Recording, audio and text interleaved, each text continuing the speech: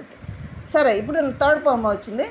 ఈ ప్రోమోలోకి వచ్చేటప్పటికి చాలా విషయాలన్నీ గేమ్ అయితే బీభత్సంగా ఆడుతున్నారు. అసలు అయితే రీతు అయితే డీమన్ పవన్ వాటేసుకుని నిశ్చవతలు పడేస్తుంది. సృష్టి వర్మ అయితే తనుజను వాటేసుకొని కదలనీయట్లేదు.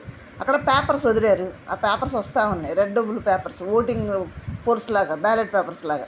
అవి తీసుకొచ్చి వాళ్ళకి సంబంధించిన బాక్స్లో వేయాలి. వేసే టైంలో, వేసిన తర్వాత దాన్ని కాపాడుకునే టైంలో బాబాయ్ ఫస్ట్ ఆటే చాలా బీభత్సంగా ఆడేశారయ్యా.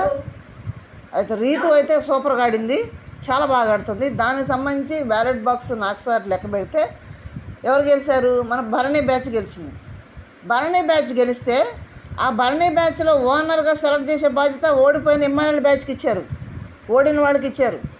సంచాలక్ ఆశా షైని వాళ్ళకి ఇచ్చి, వాళ్ళలో ఎవరు ఓనర్గా ఉంటారని మీకు ఇష్టపడుతున్నారు ఓటేయమంటే, నేను ఇంతకుముందు కూడా షార్ట్ పెట్టాను, ఓనర్ అయింది భరణి గారే. అందరూ భరణి గారికే ఓటేశారు, భరణి గారే ఓనర్ అయ్యాడు.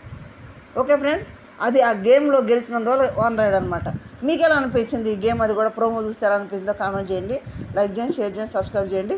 హరీష్ ఉంటాడా, వెళ్ళిపోతాడా అనేది కూడా కామెంట్ చేయండి. Okay, thank you.